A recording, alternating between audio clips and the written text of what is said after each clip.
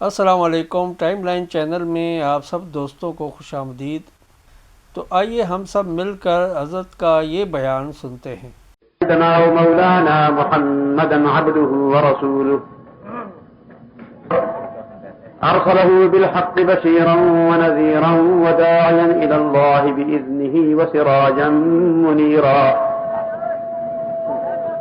صلى الله تعالى عليه وعلى آله وأصحابه وأزواجه وأتباعه وبارك وسلم. أما بعد فأعوذ بالله من الشيطان الرجيم. بسم الله الرحمن الرحيم.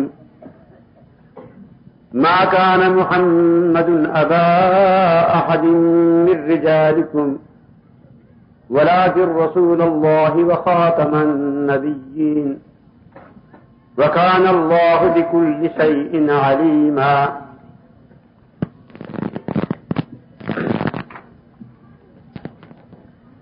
جناب صدر، میرے محترم بھائیوں، دوستوں اور بزرگوں،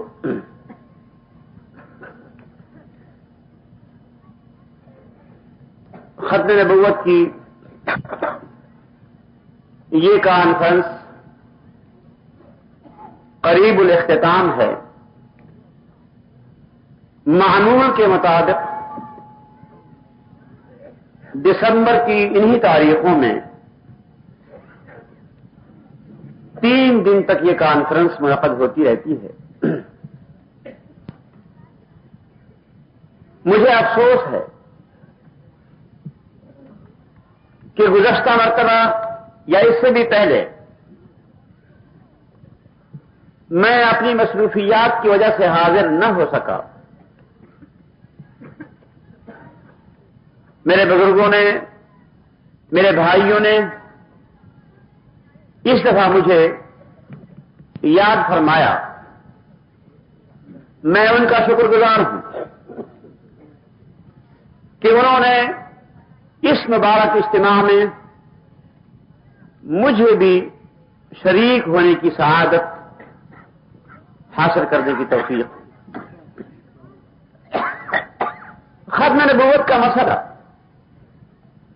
یہ کوئی نزاعی مسئلہ نہیں، کوئی جھگڑے کی بات نہیں۔ عالم اسلام اس پر متفق ہے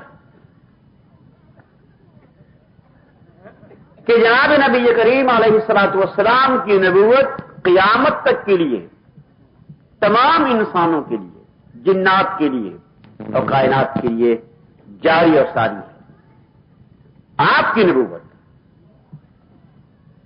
مسلسل قیامت تک چلے گی، اور کوئی نبی، کوئی شخص بھی نبوت کا دعویٰ کرے گا وہ جھوٹا ہوگا۔ اور پھر ایسا شخص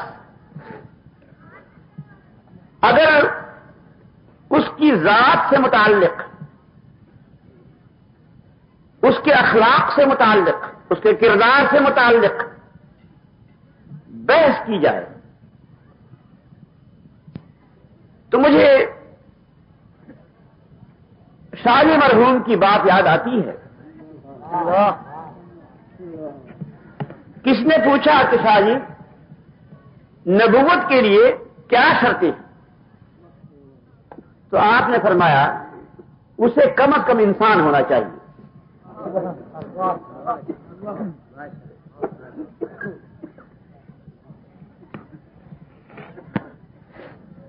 اس وقت یہ مسئلہ پھر کچھ ابھر رہا ہے، جیسے کہ قرارداد کے الفاظ سے آپ کو معلوم ہوا، مسلمانوں کے جذبات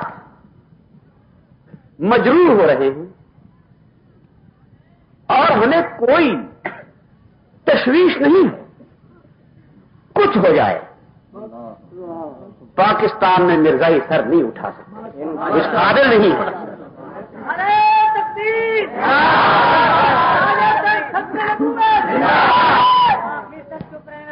کتنا بھی کوئی حکومت انہیں سہارا دے، کتنا بھی کوئی حکومت ان کی سرپرستی کرے، یہ مردہ لاش، اس میں پھر روح نہیں آ سکتی، یہ مر چکی ہے۔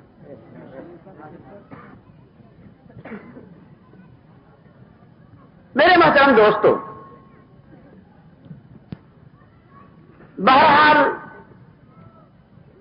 یہاں سے ایک فتنہ ہے موجود، اس کا سر کچل دیا گیا ہے، لیکن سانپ کا جب سر کچل دیا جاتا ہے وہ نہیں کاٹ سکتا، لیکن بچے اس کی شکل کو دیکھ کر ڈر جاتے ہیں۔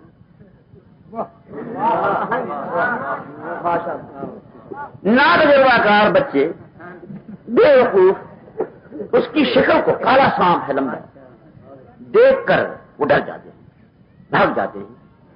اب یہ مرا ہوا سانپ ہے، اس کی کوئی حیثیت نہیں۔ اسی قومی اسمبلی کے حال میں، جس میں عبدالسلام کو اعزازی ڈگری دی گئی اور جس میں انہیں مسلمان سائنسدان کی حیثیت سے یاد کیا گیا ہے، اسی حال میں انہیں غیر مسلم قرار دیا گیا ہے۔ آئین میں ترمیم ہوئی اسی حال میں، اور میں تو یہ سمجھتا ہوں کہ قومی اسمبلی کے معزز ایوان کی توہین ہے کہ اسی حال میں جہاں قادیانیوں کے غیر مسلم اقلیت قرار دینے کا فیصلہ ہوا تھا، اسی حال میں انہیں مسلمان کہا جائے۔ آئین کی دھجیاں اڑا دی گئی، آئین کی بے حرمتی کی گئی، اور آئین کی بے حرمتی ان لوگوں نے کی جنہوں نے آئین کا حلف اٹھایا تھا۔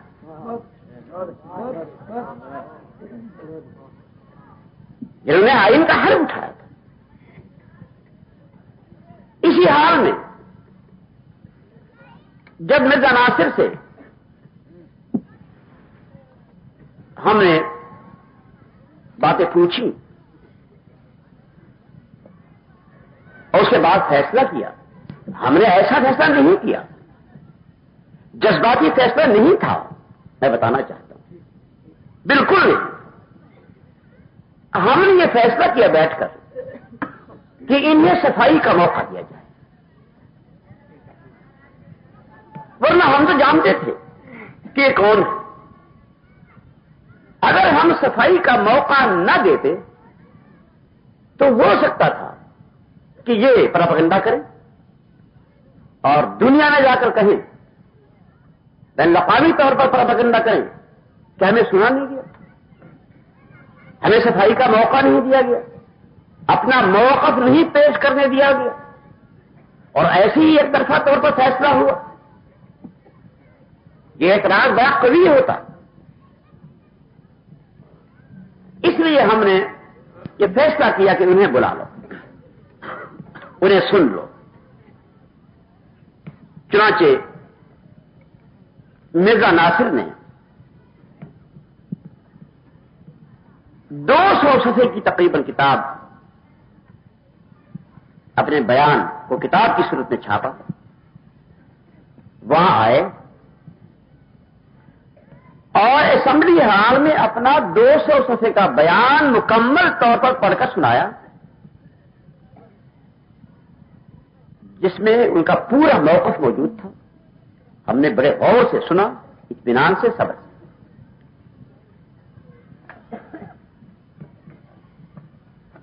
اس کے بعد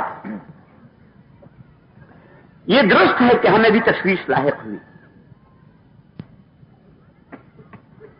اور تشویش اس لیے لاحق ہوئی کہ ہمارے اسمبلی کے ممبر جنہیں آپ منتخب کر کے بھیجتے ہیں، ماشاء اللہ علم دین کے ماہر، صلحاء، فقہاء،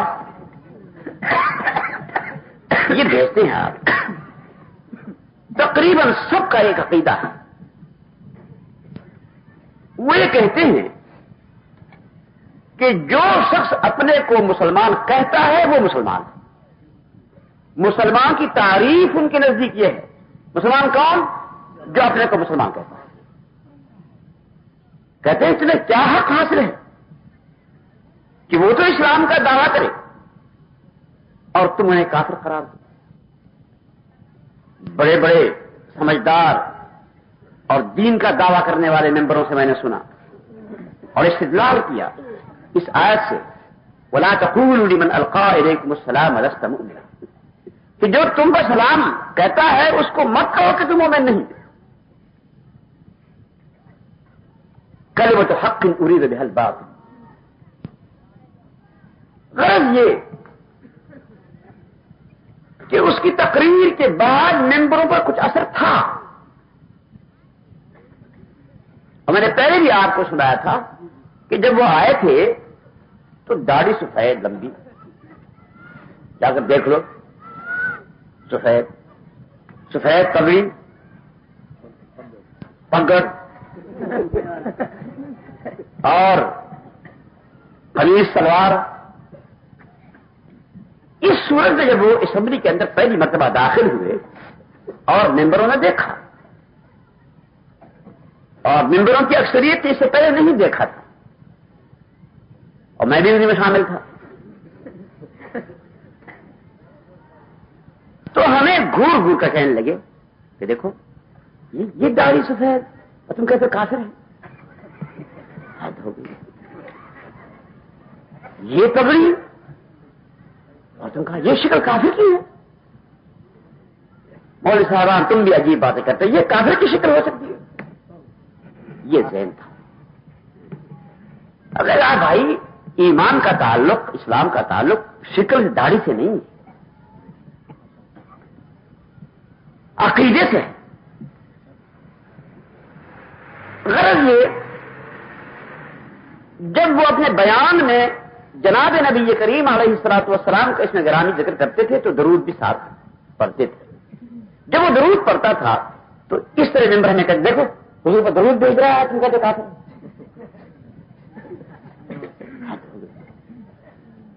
کبھی کبھی وہ قرآن کریم کی آیتیں بھی اس بیان میں پڑھتا تھا تو ممبر کہتے کہ دیکھو قرآن کی آیتیں پڑھ رہا ہے، تم کہتے ہو کہ یہ کافر ہے. تو ذہن اس طرح بنا. تشویش اس لیے تھی کہ یہ ایک آخری وقت ہے، موقع ہے.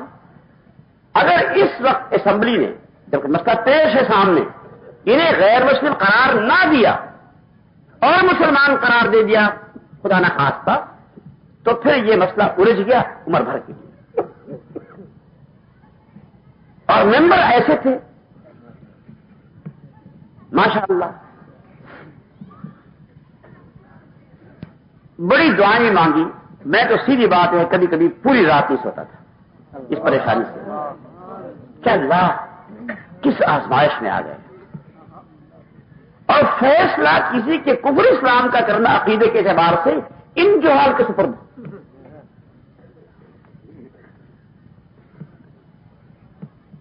لیکن جب ہمیں ذرا شروع کی تو اللہ تعالی نے ہمارے اراکین اسمبلی کے دلوں کو پھیر دیا.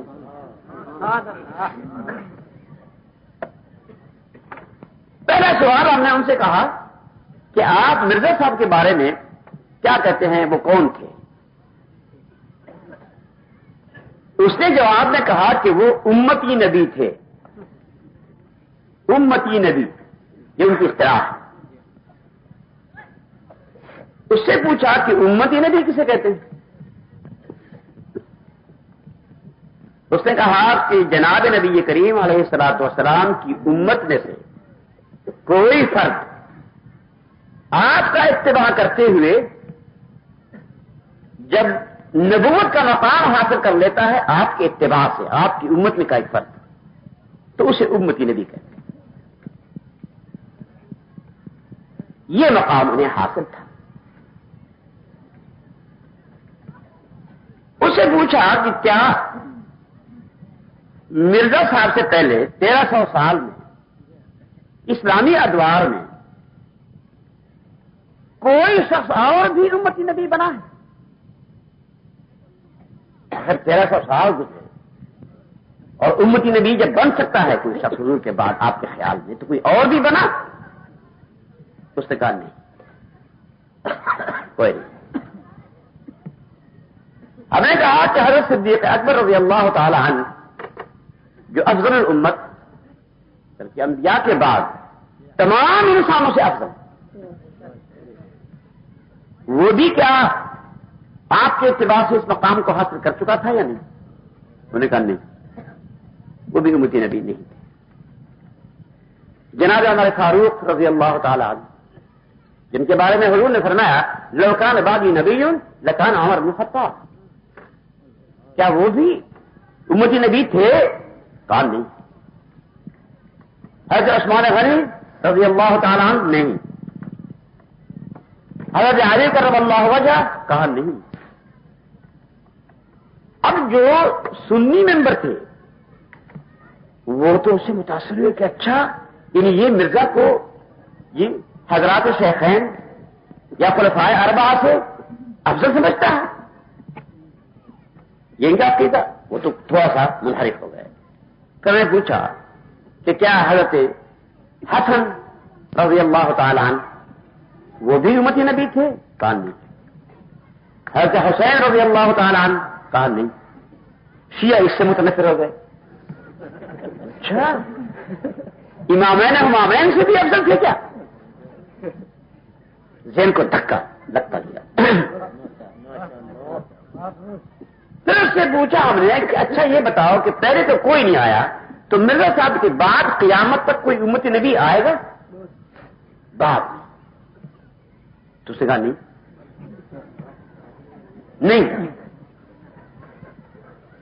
پھر پوچھا اس سے کہ اس کے معنی تو پھر یہ ہوئے کہ مرزا صاحب آپ کے عقیدے کے مطابق خاتم النبیین ہیں، تو یہ اور قرآن تو کہتا ہے ولا کہ رسول اللہ و خاتم النبیین، حضور کا لقب ہے خاتم النبیین، تو آپ تو ان کو سمجھتے ہیں خاتم النبیین؟ انہوں نے کہا بالکل نہیں، بالکل نہیں۔ کیسے نہیں؟ یہ حضور علیہ السلام کے بعد تو مرزا آئے جی، اور مرزا کے بعد قیامت تک کوئی نہ آئے تو خاتم النبیین تو مرزا ہوئے، ٹھیک ہے؟ ان کے عقیدے کے مطابق حضور علیہ السلام کے بعد تو ان کے عقیدے کے مطابق مرزا نبی آئے، اور مرزا کے بعد قیامت تک کوئی نبی نہ آئے، نہ امتی نبی، نہ تشریعی نبی، نہ غیر تشریعی، نہ ذلی، نہ بروزی، کوئی نبی نہ آئے، پھر خاتم النبیین کون ہوا بتاؤ؟ انہوں نے کہا نہیں، کیسے نہیں؟ اس نے کہا کہ مرزا صاحب تو کچھ بھی نہیں تھے، اب ہمیں تھوڑی سی خوشی بھی ہوئی کہ جو خود کہتا ہے کچھ بھی نہیں تھے۔ اس نے کہا کہ وہ تو ہم نے کہا کچھ تو تھے آخر، تمہارے دادا تھے، یہ کیسے کہتے ہیں کچھ نہیں تھے؟ کہ تم کہاں سے آئے بتاؤ؟ تمہارے دادا تھے، کچھ تو تھے۔ انہوں نے کہا نہیں، وہ تو حضور علیہ السلام کی ذات اقدس میں ایسے فنا ہو گئے تھے کہ وہ بالکل ایک ہو گئے، ان کی ختم نبوت ان کی اور ان کی ان کی، ریکارڈ موجود ہے، ریکارڈ میں ہے۔ اچھا تم یہ بتاؤ کہ میرے ساتھ پر وحی آتی تھی؟ انہوں نے کہا آتی تھی۔ ان کی وحی بھی قرآن کی طرح یقینی تھی، اس میں غلطی کا احتمال تھا۔ یہ ان کی کتابوں سے حوالے ہم نے اکٹھے کیے کہ ساری کتابیں اکٹھے ہمارے پاس موجود ہوتی سمجھیں گے، ساری کتابیں۔ اس نے لکھا ہے کہ میری وحی بھی قرآن کی طرح یقینی ہے، اس میں خطا کا کوئی احتمال نہیں۔ اگر وہ انکار کرتے تو ہم کتاب دکھاتے ہیں، وہ جانتا تھا کہ ان کے پاس حوالہ ہے، اس نے کہا ہاں قرآن کی طرح یقینی ہے، جھوٹ کا کوئی احتمال نہیں، غلطی اور خطا کا کوئی احتمال نہیں۔ تو پھر یہ بتاؤ کہ انہوں نے یہ لکھا ہے، ایک کتاب اس کا ہم نے حوالہ دیا کہ جو شخص بھی مجھ پر ایمان نہیں لاتا، خواہ اس نے میرا نام تک نہ سنا ہو، تو اس کے دور میں وہ مشرک ہے، وہ کافر ہے، پکا کافر ہے، دائرہ اسلام سے خارج ہے، جہنمی ہے.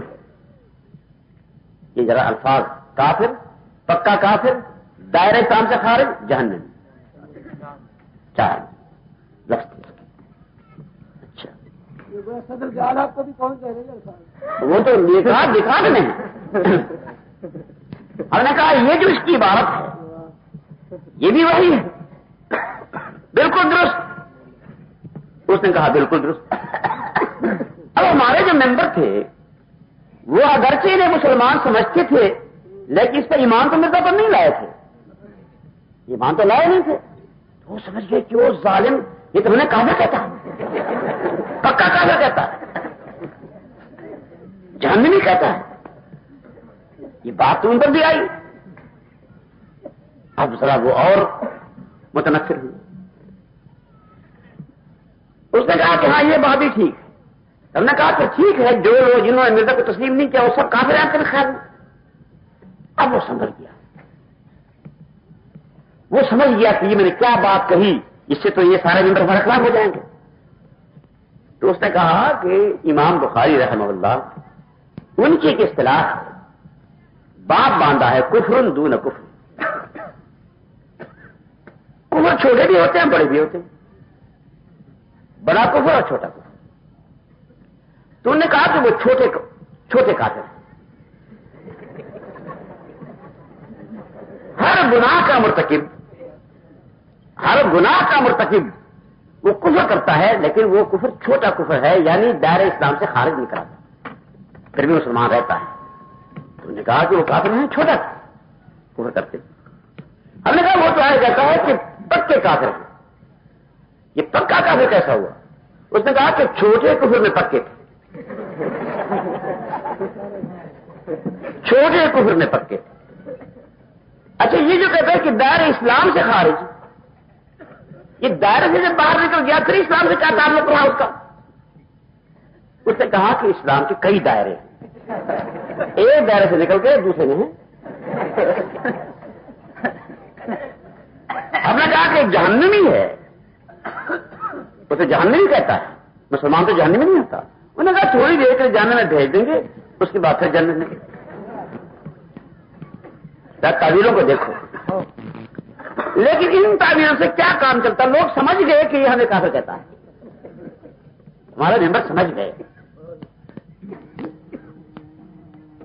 ان سے ہم نے پوچھا کہ تمہاری کتاب میں، مرزا صاحب کی کتاب میں لکھا ہوا ہے کہ تلک کتب ينظر إليها كل مسلم بعين المحبة والمودة ويقبلني ويصدقني إلا ذرية البغايا الذين ختم الله على قلوبهم فهم لا يقبلون. لکھا ہے کہ ہر مسلمان میری کتابوں کو محبت اور مودت کی نگاہ سے دیکھتا ہے اور مجھے قبول کرتا ہے، میری تصدیق کرتا ہے، مگر ذریت البغایا، کنجریوں کی اولاد، جن کے دلوں پر اللہ نے مہر لگائی ہوئی ہے، وہ مجھے قبول نہیں کرتا. ہم نے کہا کہ یہ عبارت کو ذرا پڑھ لو، کیا یہ بھی وہی ہے؟ یقینی ہے جو مرزا کو نہیں قبول کرتے نبی کی حیثیت سے، کیا وہ کنجروں کی اولاد؟ بات ٹھیک ہے تمہاری. اس نے کہا کہ یہاں پر یہ بغایا جو ہیں یہ بغاوت سے ہے، یہ سرکشوں کی اولاد، یہ سرکشوں کی اولاد، یہ مانا. میں نے ان سے کہا کہ عجیب بات یہ ہے، یہ سرکش تو اس کا باپ ہوا یہ، اور قبول نہیں کیا بیٹے نے. بیٹا قبول نہ کرے تو باپ سرکش گاڑی باپ کو دے دی. بس آپ کا باپ سرکش ہوتا ہے، بیٹا نہیں ہوتا. لیکن اگر کنجرین کی اولاد ہے تو وہ حرامی ہے، تو گاڑی اسی کو ہے. میں نے کہا اچھا یہ بتاؤ کہ قرآن کریم میں ہے جو قوم نے مریم علیہ السلام سے بات کی تھی، وما كانت امك بغيا ما كان ابوك امرأ سوء وما كانت امك بغيا، کہ تمہاری ماں وہ زانیہ نہیں تھی قرآن میں. نہیں اس کا ترجمہ کرو، کیا ہے ترجمہ؟ اس نے کہا کہ یہ تو بغیہ ہے، بغایا نہیں. حد ہو گئی جہالت کی. میں نے کہا بغیہ اور بغایا میں تو واحد اور جمع کا فرق ہے، مانا کیسے تبدیل ہو گیا؟ پھر میں نے ان سے کہا کہ اچھا یہ بتاؤ، قرآن میں ہے وَلَا تُكْرِهُ فَتَيَاتِكُمْ عَلَى الْبِغَاءِ إِنْ أَرَدْنَ تَحَصُّنًا. یا بغاء کی کیا مانی؟ اس کے بعد میں نے کہا چلو حدیث پہ چلے جاتے ہیں کہ جب قرآن تم جواب نہیں دے سکتے تو جامع ترمذی کی ایک روایت میں آتا ہے البغایا اللاتي ينكحن انفسهن بغیر بینہ، کہ کنجریاں ہیں، زانیاں ہیں وہ عورتیں جو اپنا نکاح کرتی ہیں خفیہ بغیر گواہوں کے، گواہ نہ ہو، یہ زنا ہے، بغایا. میں نے کہا اس سے کیا مانا بتاؤ؟ کوئی نہیں، چپ. میں نے ان سے پوچھا کہ تم قرآن اور حدیث میں کہیں یہ لفظ بغیہ یا بغایا ایسا بتاؤ کہ اس کا معنی زانی کے سوا کوئی اور ہو. چپ.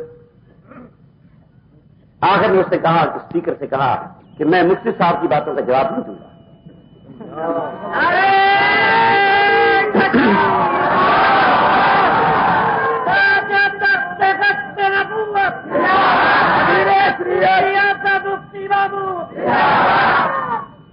کیوں؟ ٹھیک نے پوچھا کیوں نہیں دو گے؟ اس نے کہا کہ مجھے یہ کہا گیا تھا کہ تم آؤ، تم پر اٹارنی جنرل جرح کرے گا، سوالات پوچھے گا اٹارنی جنرل. تو مفتی صاحب کا سوال کو میں کیوں مکلف ہوں؟ میں سے جواب نہیں دوں گا، میں مکلف نہیں، پابند نہیں اس پر. مجھ سے یہ کہا گیا تھا اسمبلی میں آؤ، تم پر جرح ہوگی جی، اور اٹارنی جنرل سرکاری وکیل اور تمہیں ہر ایک کا جواب دینا. اور اس نے کہا کہ یہ سارے ممبر، یہ ججز جنہوں نے آپ کا فیصلہ دینا، اور جیسے جج کو جرح کرنے کا بھی اختیار ہوتا ہے، اس لیے انہیں بھی اختیار ہے کہ وہ آپ سے پوچھے سوالات. پھر اس نے میں نے کہا کہ اچھا جواب دو، رولنگ تو ہمیں آ گئی. اس نے کہا میں اس کا جواب کل دوں. کل بھی نہیں دیا. ختم.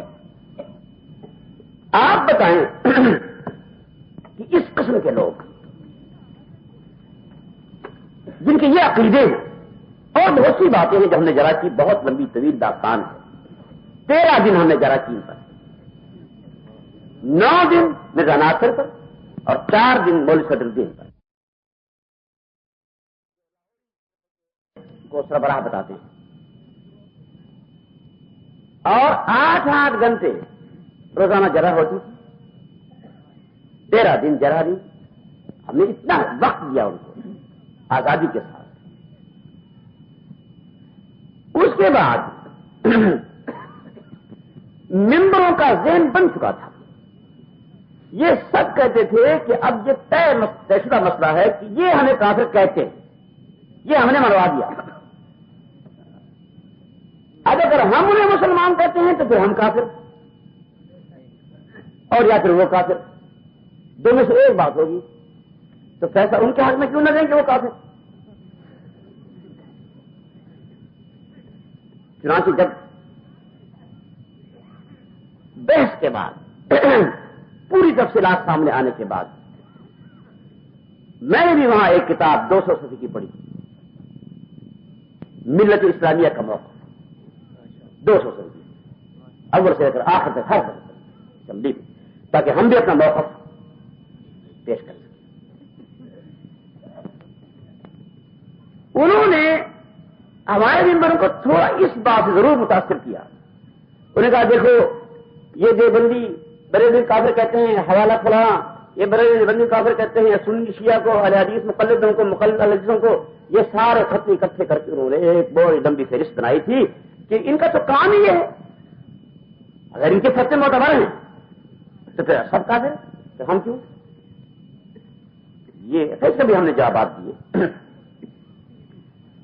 اور اصل بات یہ ہے کہ ہم جو یہاں پر بعض لوگ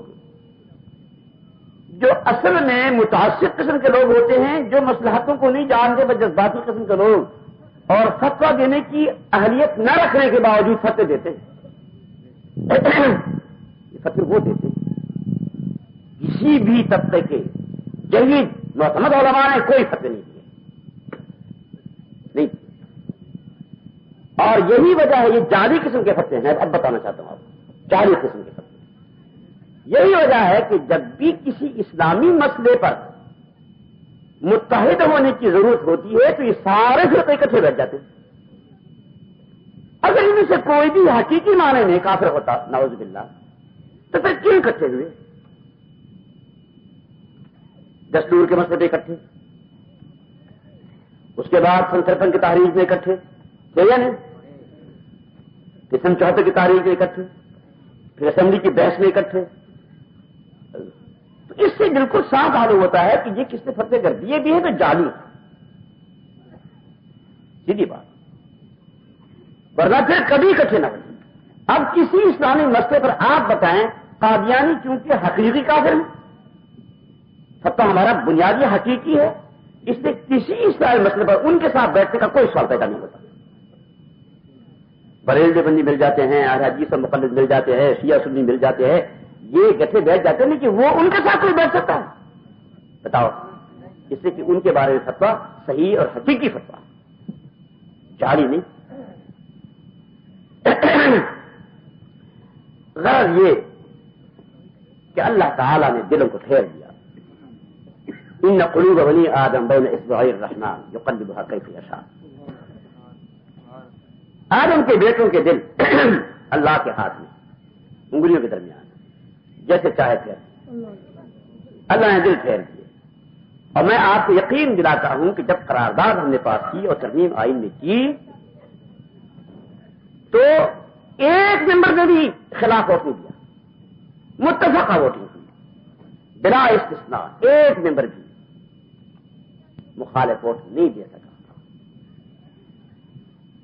اور فیصلہ متفقہ۔ ہم سے وہاں پر کچھ لوگوں نے غلطی کرانی چاہی، جب فیصلہ ہوا تو انہوں نے کہا کہ بس ٹھیک ہے، مسلمان کی تعریف جامع کر لیں گے، یہ نکل جائیں گے، بس کافی ہے۔ ہمارا مطالبہ یہ نہیں ہے کہ تعریف کرو مسلمان کی، مسلمان کون ہوتا ہے، پھر غیر مسلم کون ہوتا ہے، یہ مطالبہ قوم کا نہیں۔ قوم کا مطالبہ یہ ہے کہ مرزائی فرقے کا نام لے کر مشخص اس فرقے کو کافر قرار دے دو، مطالبہ قوم کا یہ ہے۔ یہ تو مطالبہ نہیں ہے کہ تعریف کرو مسلمان کی، کیا تعریف۔ آخر یہ ہوا کہ جو ایک دفعہ ہے آئین میں جس میں یہ ہے، اس دفعہ میں کہ غیر مسلم اقلیتیں پاکستان میں جن کے لیے انہوں نے حق دیا اسمبلی کی ممبر شپ کے لیے، اس پہ 6 فرقے شمار کیے گئے ہیں نام لے کر، ہندو، سکھ، عیسائی، پارسی، بدھسٹ اور شیڈول کاسٹ، یہ اچھوت 6 فرقوں کا نام ہے کہ یہ ہے پاکستان میں غیر مسلم اقلیت۔ ہم نے کہا کہ شیڈول کاسٹ جو ہے اچھوت، اس کے پیچھے مرزائیوں کا نام لکھو، پیچھے جگہ بھی بڑی مناسب تھی ان کے لیے، یہاں لکھو۔ اس میں بڑی بحث ہوئی اپنی میٹنگ میں، حکومت سے میٹنگوں میں، میں نے کہا اس میں لکھو کہ مرزائی فرقہ، مرزائی، اور بریکٹ میں لکھو کہ قادیانی اور لاہوری اور مرزائی۔ حفیظ پھر زیادہ جو گورنمنٹ کی وکالت کر رہا تھا، اور کوثر نیازی صاحب بھی، انہوں نے کہا کہ یہ تو مرزائی اپنے آپ کو کہتے ہی نہیں، تو آپ مرزائی لکھ دیں جو کہ ہم تو مرزائی نہیں ہیں۔ ایسا نام لکھو کہ وہ بھی تسلیم کرے کہ ہم یہ ہیں، احمدی لکھو۔ ہم نے کہا احمدی ہم ان کو نہیں مانتے، وہ احمدی نہیں، وہ تو غلط تحریف کرتے ہیں قرآن کریم میں۔ قرآن میں ہے وَمُبَشِّرًا بِرَسُولٍ يَأْتِي مِن بَعْدِهِ اسْمُهُ احمد، وہ کہتے ہیں کہ اس سے نعوذ باللہ مراد مرزا صاحب۔ تو ہم نے کہا ہم احمدی مانتے نہیں ان کو، دستوری نام دینا چاہتے ہیں آپ، غلط نام۔ اس نے کہا کہ پھر مرزائی وہ نہیں کرتے اور احمدی تم نہیں مانتے، پھر کیا نام لکھے؟ میں نے کہا نام لکھو یہ کہ follower of the Mirza Ghulam Ahmad Qadiani, یعنی مرزا غلام احمد قادیانی کے پیروکار، اور پھر بریکٹ دیتا ہو کہ Qadiani group and Lahori group. اس نے کہا کہ میں نے کہا مرزا صاحب نے لکھا ہے کہ یہ دیکھو مرزا غلام احمد قادیانی، یہ 3 لفظ، یہ دنیا میں میرے سوا کسی اور کو صادق نہیں آتے، میرا ہی نام ہے صرف مرزا غلام احمد قادیانی۔ میں نے کہا اتنی تخصیص ہوئی اس کی اپنی زبان سے، اسی کو لکھو کہ اس کے طرف آ۔ اب کہ دادا صاحب جو ہے وہ حیران رہ گئے، میں نے کہا کہ صاحب یہ اس پلید آدمی کا نام کیوں دستور پہ رکھتے ہیں، سارا دستور پلید ہو جائے گا۔ اب میرے جذبات کو انہیں ابھارنا چاہا کہ سارا دستور پلید ہو جائے گا، اس کا نام رکھتے۔ میں نے کہا کہ کوئی بات نہیں میرے ساتھ، قرآن میں ابلیس بھی ہے، فرعون بھی ہے، لیکن قرآن پر بھی پاک کتاب ہے، اس پر تو لعنت ہی بھیجیں گے، ہم نے کون سا اس کو کوئی بات دینی۔ اگر قرآن ان کافروں کے ناموں سے نہیں پلید ہوتا پھر بھی پاک کتاب مبارک کتاب ہے، تو یہ بھی ہمارا دستور پلید نہیں ہوتا، لکھو۔ تو انہوں نے کہا کہ دیکھو دستور میں کسی آدمی کا نام نہیں ہوتا، اصول ہوتے ہیں، نام نہیں ہوتا۔ میں نے کہا کہ اسی دستور کے دیباچے میں ابتدا میں جو دستور کا حصہ ہے وہ بھی اس کو سمجھ پاس کیا، تاج اعظم محمد علی جناح کا نام ہے یعنی تاج اعظم کا نام آ سکتا ہے۔ اور پھر اس دستور میں جہاں ہم نے مسلمان کی تعریف کی، حضور صلی اللہ علیہ وسلم گرامی حضرت محمد صلی اللہ علیہ وسلم کا نام بھی، تو نام تو دستور میں ضرورت بھی آ سکتا ہے، کوئی بات نہیں اس۔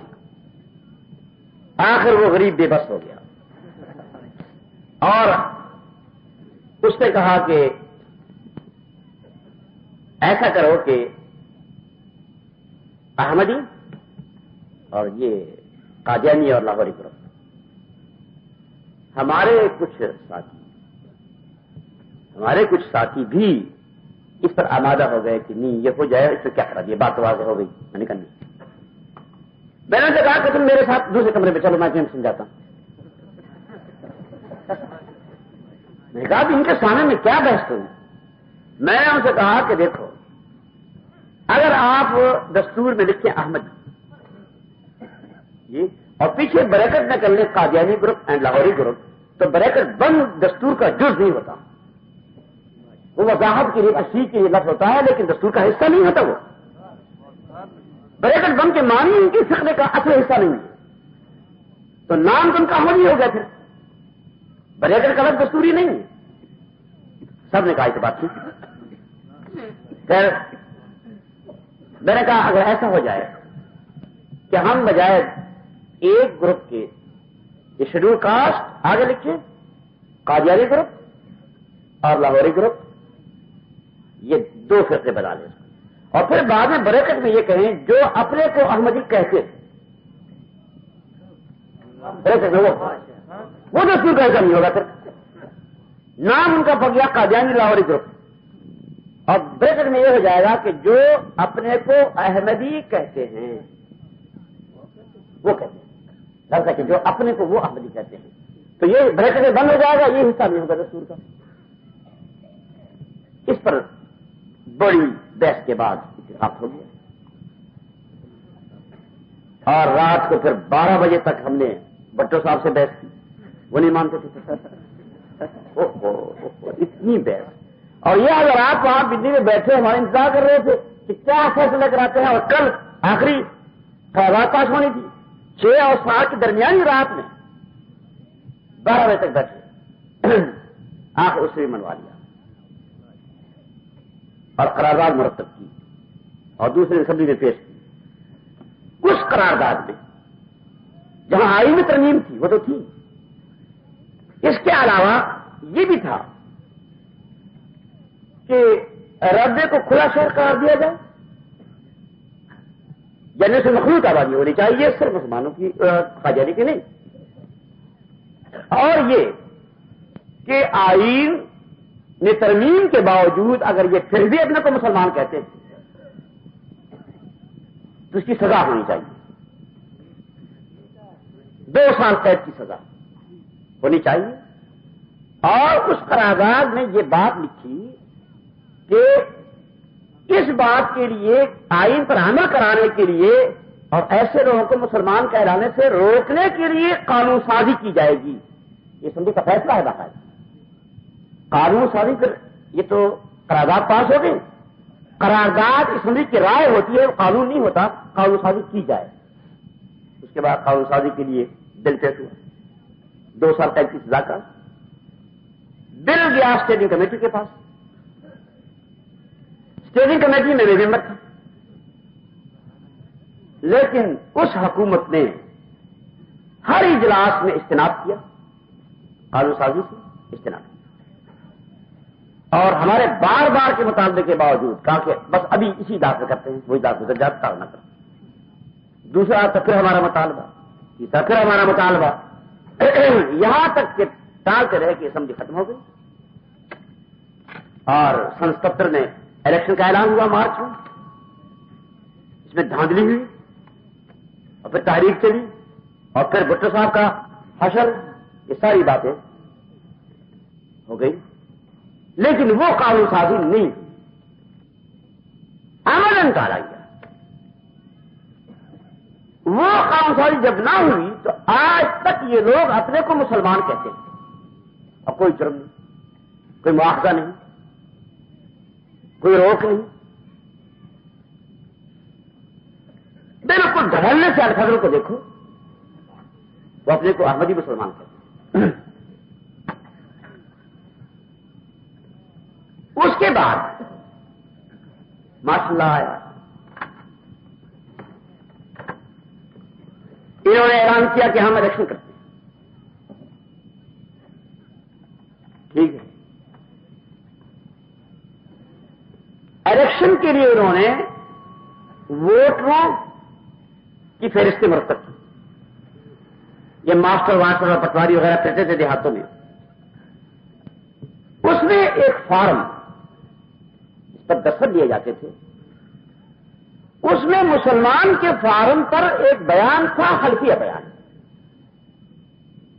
حلفیہ بیان جو شناختی کارڈ، اس کے فارم پر بھی وہ بیان حلفیہ موجود، اس کی عبارت عین آئین کے مطابق، عین آئین کے مطابق، اس میں یہ تھا کہ میں حلفیہ بیان کرتا ہوں، الفاظ ذرا سنو، کہ جناب نبی کریم علیہ الصلوۃ والسلام خاتم النبیین ہیں، آپ کے بعد کوئی شخص کسی بھی مفہوم اور کسی بھی تشریح کے ساتھ نبی نہیں ہو سکتا، کسی بھی مفہوم اور کسی بھی تشریح، تاکہ تعبیر نہ کریے کہ بروزی اور ذلی اور فلاں فلاں، اور یہ کہ میں نہ قادیانی گروپ سے تعلق رکھتا ہوں اور نہ لاہوری گروپ سے اور نہ احمدی کہلاتا ہوں، یہ عبارت انہوں نے ماشاء اللہ کی حکومت میں جی چیف الیکشن کمشنر نے ایک فارم چھپایا، اس فارم میں یہ عبارت تبدیل ہو گئی، تبدیل کر دی، حلفیہ بیان کاٹ کے کہا اقرار صالح، حلف سے اقرار ہو گیا، کمزوری آ گئی یا نہیں؟ اقرار میں جھوٹ بول لیتے بہت سے لوگ، اور کہا کہ میں اقرار کرتا ہوں کہ حضور صلی اللہ علیہ وسلم خاتم النبی ہے، اور آگے آپ کے بعد کوئی نبی نہیں آ سکتا، اس میں کسی بھی مفہوم اور کسی بھی تشریح، یہ لفظ دونوں کاٹ دیں، دونوں، اب ان کو تو موقع مل گیا، آگے یہ جو عبارت تھی کہ میں نہ قادیانی گروپ سے متعلق ہوں، نہ لاہوری گروپ سے، اور نہ احمدی کہتا ہوں، یہ سارا کاٹ دیا، باقی کیا بچا بتاؤ؟ یہ ترمیم ہو گئی اور فارم چھپ گئے، اور چھپ کر یہ کام شروع کرایا انہوں نے۔ لیکن کام شروع کرانے سے قبل میں نے جنرل ضیاء الحق سے کہا کہ دیکھو یہ عبارت میں تبدیلی ہو گئی، میں اسپتال میں تھا، مریض تھا، اور یہ تبدیلی کرو مسئلہ خراب ہو جائے گا، یہ تو سارے قادیانی مسلمان کے فارم اوپر کر لیں گے، کیا رکاوٹ ہے ان کے لیے؟ انہوں نے وعدہ بھی کیا لیکن توجہ نہ دی، اور 17 دن ووٹروں کا اندراج ہوتا رہا، 17 دن۔ آخر میں نے ان سے اس بیماری کے حال میں موٹر میں بیٹھ کر ان سے گھر پہنچا، اور میں نے ان سے کہا کہ دیکھو مسئلہ بڑا خراب ہو گیا، ہم نے آئین ترمیم کی، ملک پہ تحریک چلی، لوگ شہید ہوئے، 57 نے پھر دوبارہ اتنی عظیم تاریخ قربانیوں کے بعد ایک مسئلہ طے ہو گیا، اگر یہ عبارت ہے تو ہمارا سارا فیصلہ سبوتاژ ہو گیا، ختم ہو گیا، کوئی اثر نہیں، سارے مرزائی مسلمان کے فارم کو پر کریں گے، اس لیے وہی عبارت رکھو جو پہلی۔ اور اگر ایسا نہیں کرو گے، میں بتانا چاہتا ہوں کہ مسلمان اس فارم کو پر کرنے سے انکار کر دیں گے کہ تم جانو اور جزائی جانے الیکشن کرو، مسلمان ووٹر نہیں ہوگا ملک میں، پورے ملک میں مسلمان وہ ووٹر نہیں بنے گا، اور مسلمان جذباتی اس مسئلے میں۔ کیا اگر ہم آپ سے کہتے کہ یہ ووٹر مسلمان کے فارم کو پر مت کرو تو آپ کر لیتے؟ مجھے یقین تھا کوئی مسلمان پر نہیں کرے گا۔ اس کے بعد انہوں نے 17 دن کے بعد جب یہ میں نے ان سے کہا کہ نہیں ایسا کریں گے ہم، کچھ ہو جائے، پھر یہ بارہ بدلوائی، اور اعلان ریڈیو پاکستان سے یہ ہوا کہ یہ قومی اتحاد کے کچھ علماء نے یہ مطالبہ کیا کہ عبارت تبدیل ہو جائے، ان کے مطالبے کے پیش نظر ہم نے ایسا کیا، اگرچہ دونوں عبارتوں میں کوئی فرق نہیں تھا، یہ بھی تھا کوئی فرق تھا ہی نہیں۔ میں نے اخبار میں وہ عبارت چھپوائی، دونوں بالمقابل کر دیکھو فرق ہے یا نہیں، جواب وقت میں چوکٹوں میں دونوں عبارتیں بالمقابل چھپی، یہ ہمارے ساتھ ہوئی۔ تو میں یہ سمجھ میں نہیں آتا کہ یہ حکومتیں کیوں ان کی سرپرستی کرتی ہیں، اور اب میں سمجھتا ہوں کہ جیسے کہ انہوں نے فرمایا مولانا تاج محمود صاحب نے کہ لازم ہو گیا ہے، اس کے بغیر ہم نہیں رہ سکتے کہ لازماً قانون بنایا جائے، اور جو قادیانی اپنے کو مسلمان کہتا ہے اسے سزا ہونی چاہیے، اس کے بغیر کوئی راستہ نہیں۔ یہ سب کچھ جو ہو رہا ہے یہ اس لیے کہ قانون نہیں، اور اب ہمارا ایک مطالبہ ہے، مضبوط مطالبہ ہو، انشاءاللہ یہ پورا کر کے رہیں گے انشاءاللہ۔ کوئی بات ہے، مسلمانوں کے جذبات سے کیوں کھیلا جاتا ہے؟ کیا وجہ ہے بتاؤ؟ یہ لازمن ہوگا، اور صدر ضیاء الحق صاحب کو بھی سوچنا ہوگا۔ مجھے یقین ہے کہ یہ پاکستان کے مسلمانوں کے جذبات کا مقابلہ نہیں کر سکتا،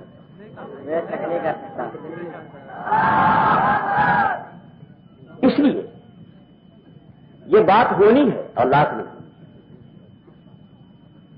پھر اس قسم کی بات، کیا صدر ضیاء الحق نے اس آئین کا حلف نہیں اٹھایا؟ آئین موجود ہے، اس کا حلف اٹھایا ہے، پھر وہ یا ان کے سامنے کوئی دوسرا، یا عبدالسلام خود یہ کہے کہ میں مسلمان شخصیت ہوں، میں مسلمان، پہلا مسلمان، بتاؤ ذرا کیا وہ آئین جو اس ایوان میں پاس ہوا، اس میں ترمیم ہوئی ان کے حق میں، جو قرارداد وہاں پاس ہوئی، کیا یہ اس کی توہین نہیں؟ اور کیا یہ اس حلف کی خلاف ورزی نہیں جو انہوں نے اٹھایا؟ جو حلف انہوں نے آئین کا اٹھایا ہے اس کی خلاف ورزی کیسے کہا جائے کہ یہ مسلمان ہے؟ اس کے تمام یہ ہیں کہ ہمارے صدر صاحب نے بھی اپنے حلف کا کوئی لحاظ نہیں کیا، پاس نہیں کیا۔ بتائیے، میں اس سے پوچھنے کا حق رکھتا ہوں کہ پاکستان کا ایک آئین ہے، تم نے اس آئین کا حلف اٹھایا، تم اس کے پابند ہو کہ تمام قاضیوں کو غیر مسلم کہو، اور ایسا بھی نہیں کہ عبدالسلام کس سے پوشیدہ نہیں، اس کی اور طاقت پتہ نہیں بات کیا ہے۔ کیا اس سے پہلے کسی کو نوبل انعام نہیں ملے؟ بتاؤ، ان کا بھی کوئی اعزاز ہوا؟ فیض احمد فیض کو اگرچہ ہمیں اس سے اختلاف ہے، کمیونسٹ ہے، وہ انعام ملا، نوبل انعام۔ یہ بتاؤ کیا اس کا بھی اس طرح استقبال کیا ملک کے صدر نے اور ملک کے تمام گورنروں نے اور تمام لوگوں نے یونیورسٹیوں میں؟ مولانا مودودی صاحب کو ملا ایوارڈ شاہ فیصلے کی طرف سے، ان کا بھی کوئی ایسا استقبال ہوا؟ لیکن یہ بتاؤ کہ ان کا یہ احساس کیوں، اس کے پیچھے کون سا ہاتھ ہے، وہ ذرا بتاؤ۔ کوئی ہاتھ تو ہے، آخر وجہ کیا ہے؟ یہ تو ہم پوچھنے کا حق رکھتے ہیں کہ اور کسی کو نوبل انعام ملتا ہے تو وہ پاکستان میں مستحق اعزاز نہیں ہوتا، اور انہیں ملتا ہے تو مستحق اعزاز ہو جاتا ہے، اور پھر وہ قادیانی سے مسلمان نہیں بن جاتا ہے، اور ان کا احترام بھی ختم ہو جاتا ہے، اپنے حلف کو بھی پاس نہیں کیا جاتا۔ کون سا پیچھے ایک محرک ہے، وہ ہاتھ کون سا ہے؟ ہمیں اس ہاتھ کو معلوم کرنا ہے کہ پیچھے کون سا ہاتھ ہے۔ یہ اتفاقی بات نہیں، اتفاقی بات نہیں۔ اور میں تو کہتا ہوں کہ عبدالسلام نے جو کہا ہے کہ میرا یہ انعام حاصل کرنا یہ بھی ایک حادثہ ہے، یہ حادثہ نہیں، وہ بھی سوچ سمجھ کی۔ یہ کہتا ہے حادثہ، یہ حادثہ نہیں ہے، یہودیوں نے دیا یہ نوبل انعام، یہودی نے دیا، یہودیوں نے نوبل انعام دیا تاکہ ہمارے ہاں جو جیسے کہ حافظ صاحب نے فرمایا کہ یہ جو ہمارے ہاں ایٹمی پلانٹ کا مسئلہ ہے، ایٹمی توانائی کا مسئلہ ہے، جسے ہم کہتے ہیں کہ ہم بم نہیں بناتے، ہم بم نہیں بناتے، ہم تو ایٹمی توانائی حاصل کر کے کھاد کے طور پر پٹرول کے لیے استعمال کریں گے، امریکہ کے اعتراض سے بچنے کے لیے۔ مجھے تو اس پر کوئی اعتراض نہیں اگر ہم یہ کہیں کہ ہم بم بناتے ہیں۔ اگر ایٹم بم بنانا امریکہ کے لیے جائز ہے، برطانیہ کے لیے جائز ہے، گناہ نہیں، فرانس کے لیے جائز ہے، بھارت کے لیے جائز ہے، جرمنی کے لیے جائز ہے، اسرائیل میں ایٹم بم پڑے ہوئے، کوئی 12 ایٹم بم ان کو دیے ہوئے، سپلائی کیے ہوئے، اگر ان کے لیے گناہ نہیں تو پاکستان اور کسی اسلامی ملک کے لیے کیوں گناہ؟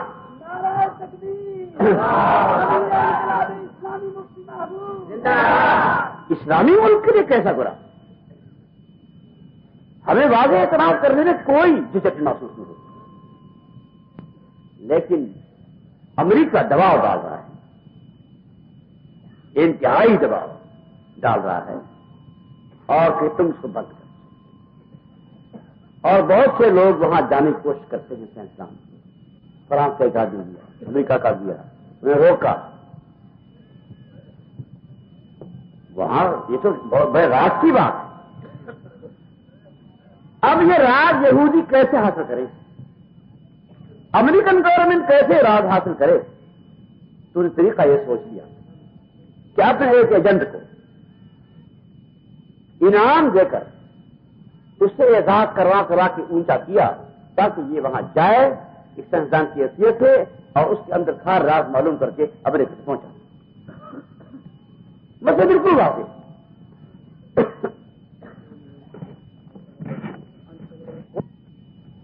کہ عبدالسلام کوئی چیز نہیں، کوئی مسئلہ نہیں، مسئلہ کے پیچھے دوسرا ہے۔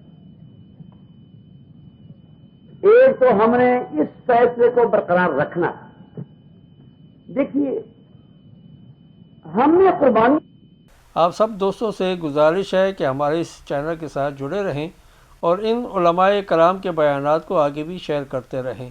آپ سب دوستوں کا بہت شکریہ۔ ملتے ہیں ایک نئی ویڈیو کے ساتھ، تب تک کے لیے اللہ حافظ۔ پاکستان پائندہ باد۔